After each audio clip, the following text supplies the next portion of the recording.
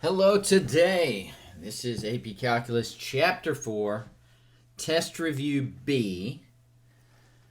And got a lot of problems to work for you. This is kind of going to be a long video. Hopefully you won't have to watch all of it, but I'm going to go ahead and work all of these problems starting on page 283.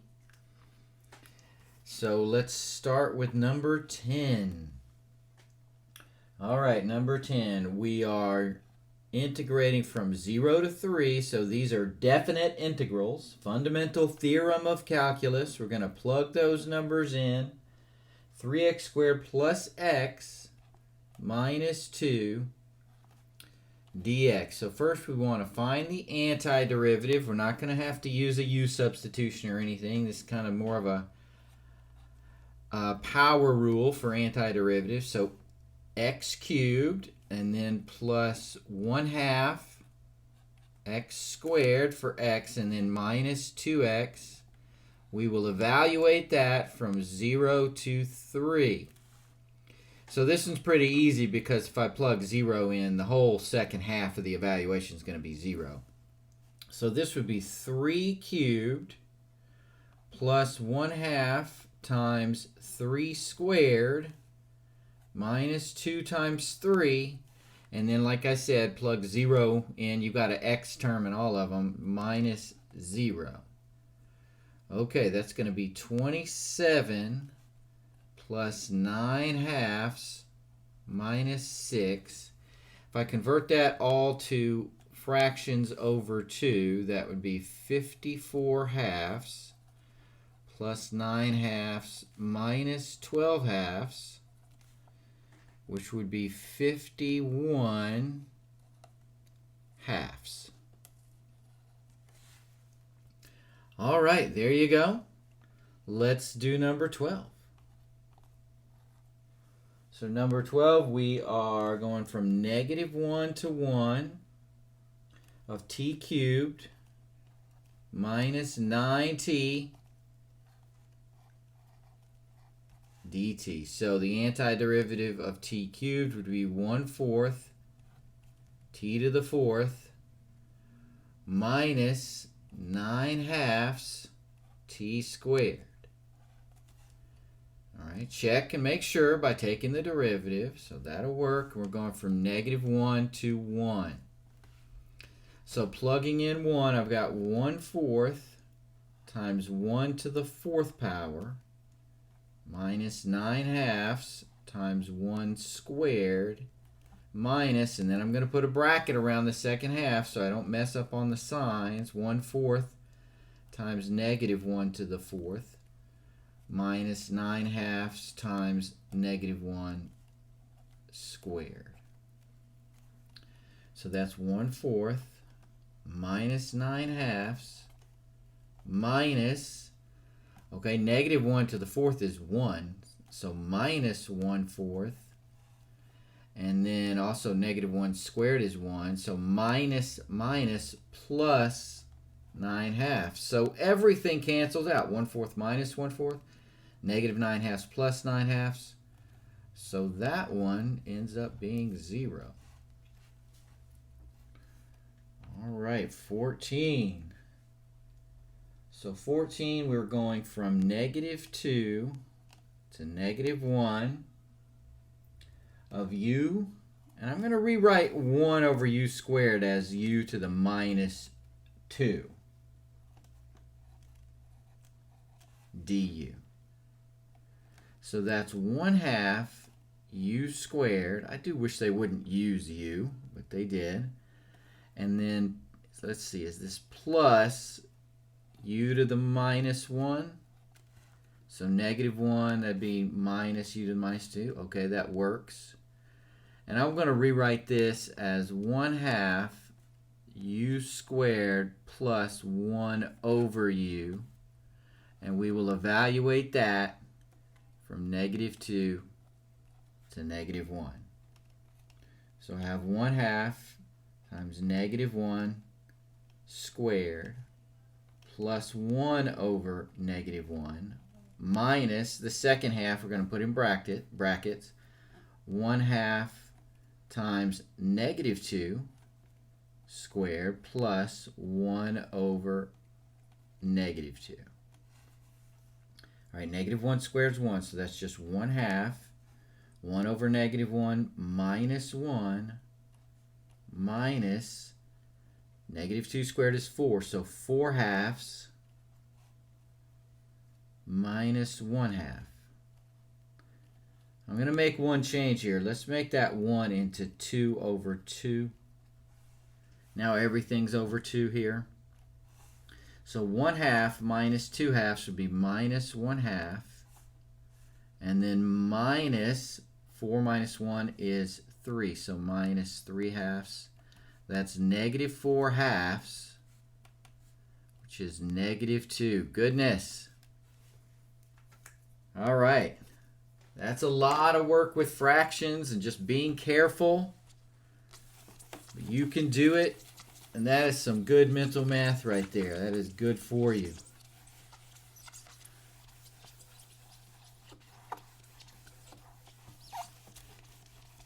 That's the same as, that's as good for your brain as if you went out and ran a mile, is as good for your body. All right, number 28. So 28, we're going into some trig here. So if you need to have your unit circle out, go ahead and get that out. Pi over 4 to pi over 2 of 2 minus cosecant squared x dx.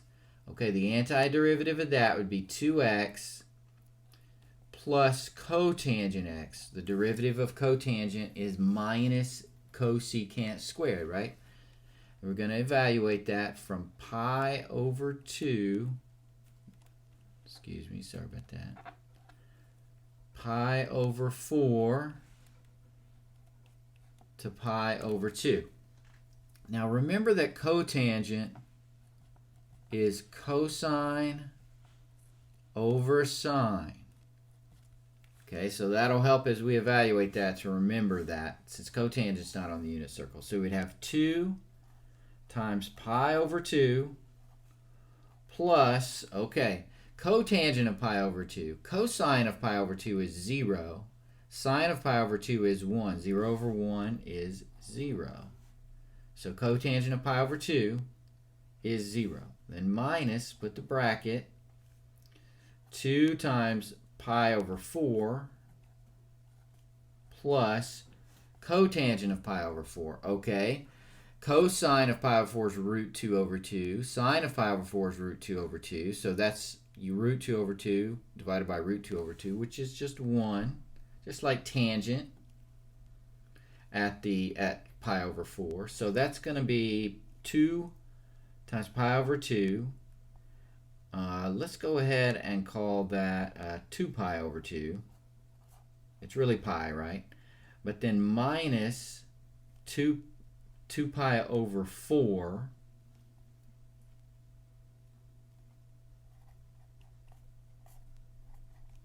minus 1. Okay, so I'm going to just go ahead and call that pi. So it's pi minus pi over 2 minus 1. Well, pi minus pi over 2 is pi over 2. So that's just pi over 2 minus 1. So I probably shouldn't have changed it to 2 pi over 2. Could have just called it pi. That's a pretty easier way for me to think about it. Okay, and number 30, this is the last, for today's assignment, last definite integral. So we've got negative pi over 2. Now, negative pi over 2, if you look at the unit circle, is the same as 3 pi over 2. It's in the south. It's south on the unit circle. Down at the bottom, it's 3 pi over 2. Remember, so negative, you go around the unit circle clockwise. And then pi over 2. And then 2t plus cosine t.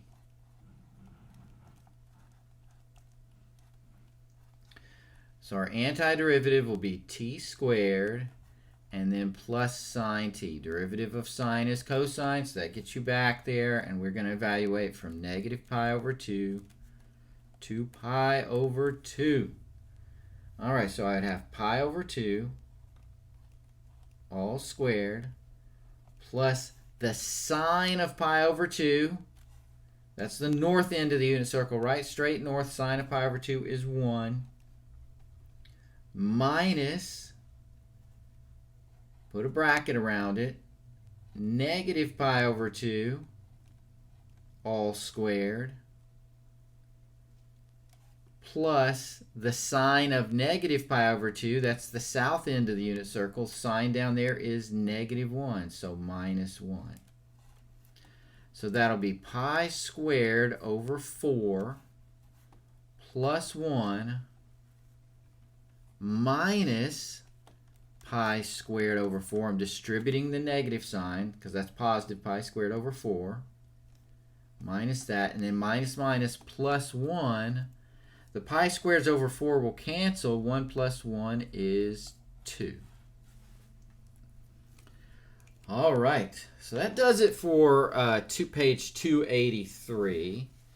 So those were good problems because you had to be careful when evaluating those antiderivatives using the fundamental theorem of calculus. All right. Now let's go over to page 296, and we'll start there. We're on number 8.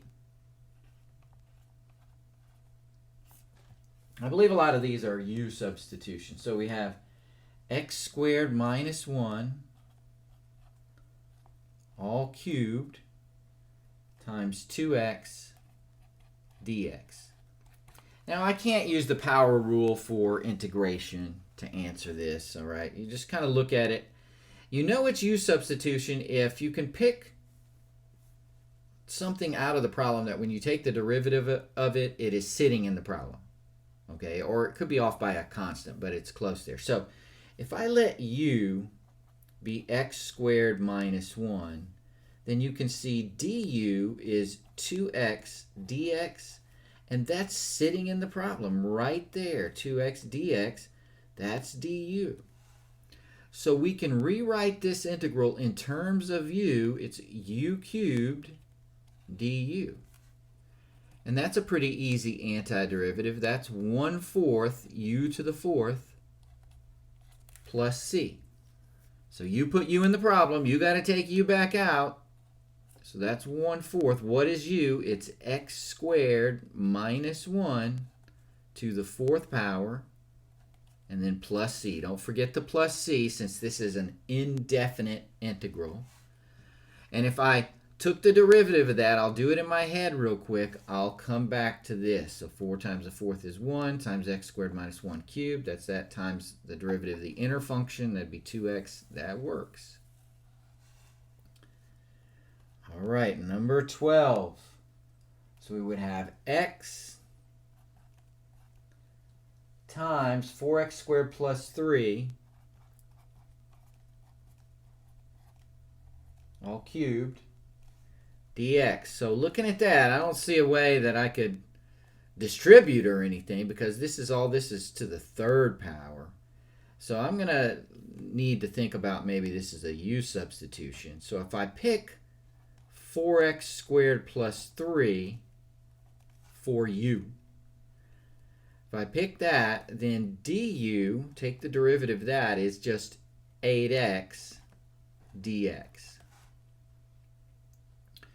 All right, so if I need it to be x dx, I need that to be du. So if I divide both sides by 8, I'd have 1/8 du is equal to x dx. All right, so I can rewrite this integral as 1/8 out front, and then u cubed, and then x dx is du. So this time we did have to adjust by a constant. 1/8 times, all right, what's the antiderivative of u cubed? Well, we just did that a minute ago. It's 1/4 u to the 4th. So that's going to be 1/32 u to the 4th plus c. So that'd be 1/32 times 4x squared plus 3 to the 4th power plus c. So I'm going to take the derivative of that in my head. 4 over 32 would be an 1/8 to the 3rd power. It'd give me there. And then times 8x. 1/8 times 8. That would the fraction out front would go away. So that does work. Try it yourself if you don't believe me. All right, but that does work. Let's see if we can put 16 in here. 16, we have x squared over 16 minus x cubed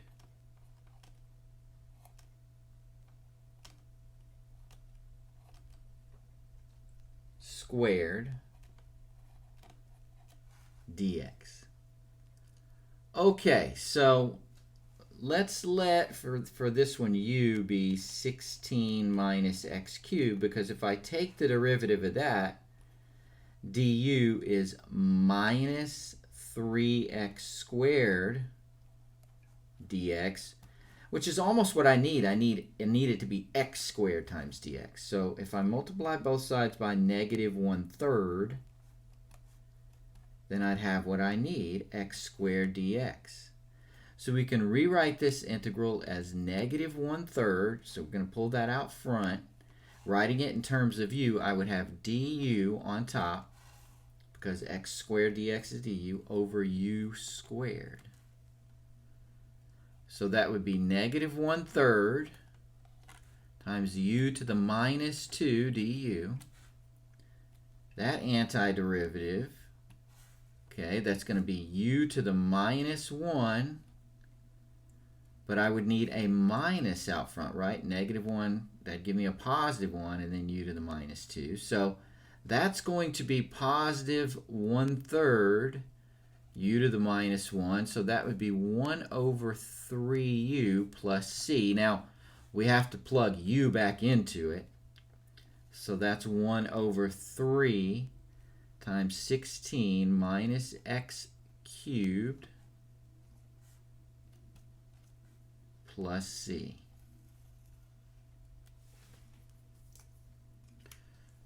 All right. So that's a good one. Having to deal with a fraction.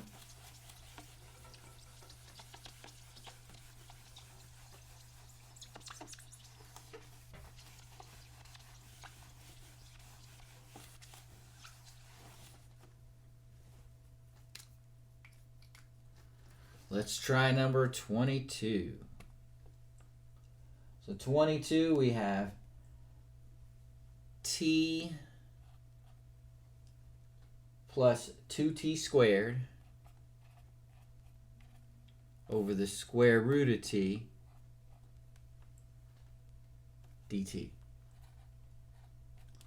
Now, this isn't a u substitution problem. When you have just one term in the bottom, you want to try to rewrite it to get rid of the fraction. So this is the same as t plus 2t squared over t to the 1/2 power. So I can divide t to the 1/2 power into each of those terms. Remember, you subtract exponents. So I'm going to have t to the 1/2 plus 2t. 2 minus 1/2 would be 2t to the 3/2. So that's a pretty simple antiderivative. That's going to be t to the 3/2, but I need a 2/3 out front, plus t to the 5/2. All right, and how would I end up getting a 2 out front when I bring the 5/2 down and multiply? How about, so I would need to be 4/5. That would give me 20 over 10, which is 2. Okay, so plus c. All right, and I think that does the trick for us. But how can you check? You just double check by taking the derivative, and I often do that, in my head, but on a test, if you have time, you should write it out. Check them all. You don't want to make a silly mistake. Okay, now a few trick ones that involve u substitution. How about x times sine x squared dx? Okay, so if we let u be x squared, then du is 2x dx. Okay, so I need it to be x dx. That's what I need du to be. So if I multiply both sides by a half, I have what I need. Okay, so let's rewrite this as 1/2. We'd have sine u du. All right, you can just plug everything. Du is x dx. Got the 1/2 out front, and sine x squared. Okay, the antiderivative, we've got our 1/2. We bring that down. It's going to be cosine u, but it needs to be minus cosine u, right? Because the derivative of negative cosine is positive sine. So that's going to be minus 1/2 cosine u plus c. Now we have to write that with substituting back in. So it would be x squared plus c. If I take the derivative of that, I would get 1/2 sine x squared. Oh, 1/2 sine x squared times 2x. All right, so, and the 2 and the 1/2 would cancel, and I'd be back to the original here. All right, pretty good. Okay, I've only got 3 more to work.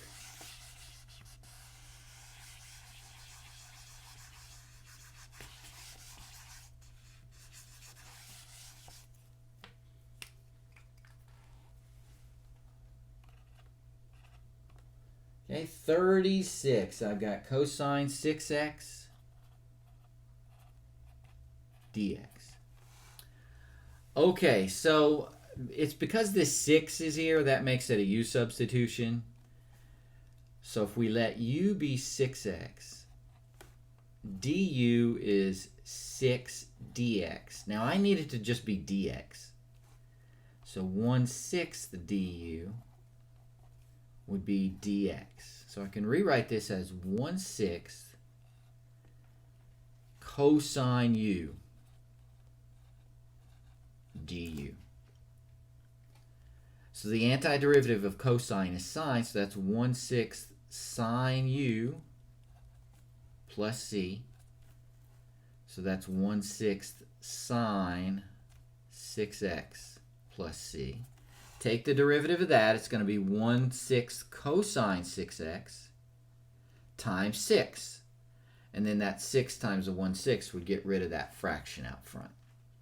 Okay, so sometimes students, they forget to do a u substitution here, and they would just say that's sine 6x plus c, but that's not correct, because if you take the derivative of sine 6x, you'd get 6 cosine 6x, wouldn't you? So that wouldn't work. Now, you might be able to do that in your head, and you wouldn't have to do u substitution. Okay, we've got root cotangent x times cosecant squared x dx. All right, so if we let u be cotangent x, the derivative of u is minus cosecant squared x dx. That's almost what I need. I just need to multiply both sides by -1, and I would have cosecant squared x dx, and boom, there we have du right there. So we can rewrite this as root u du, but I can't forget that negative there. I got to put that out front. So that's u to the 1/2 du. That would be u to the 3/2, but I would need a 2/3 out front. And then I can't forget the negative plus c. All right, so that's negative 2/3 times cotangent x, which is our u, to the 3/2 plus c. Okay, let's take the derivative of this one just to check. So that would bring the 3/2, that would be out front, so that would be negative cotangent x to the 1/2 times negative cosecant squared x, because the derivative of cotangent is minus cosecant squared. The two negatives will cancel, and you'd have cotangent x to the 1/2 times cosecant squared x. So that would work. That does check.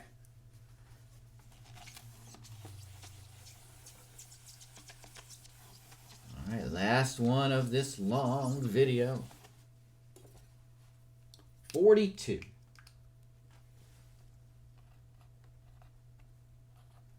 So what we've got here is sine x on top and cosine squared x on bottom. Now here, you can't have du be on the bottom, so du has to be on top. So we're going to have to let u be cosine x. Du is minus sine x dx. I need it to be positive sine x dx, so I'm going to say minus du is sine x dx. So we can rewrite this integral with that minus out front. Sine x dx is du over u squared. That's the same as u to the minus 2 du. Okay, I've got that minus out front. Now that's going to be u to the minus 1, add 1, but I need a minus out front. It is a times. That would give me a positive u to the minus 2. So that negative times negative, that would be u to the minus 1. So that's going to be 1 over u plus c. So our final answer is 1 over cosine x, right, that's u, plus c.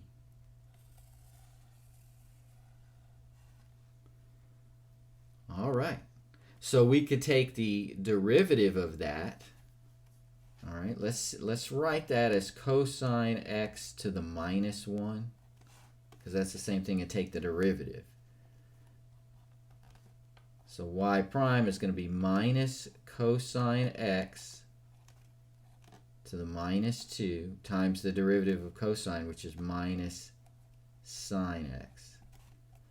So the negatives cancel, and you would have sine x on top, and then to the negative, so you could bring that by on bottom, cosine squared x. That works. Boom. We checked that bad boy, and it worked. So that's always exciting. That does it for Test Review B from Chapter 4, and I will talk to you on the next one.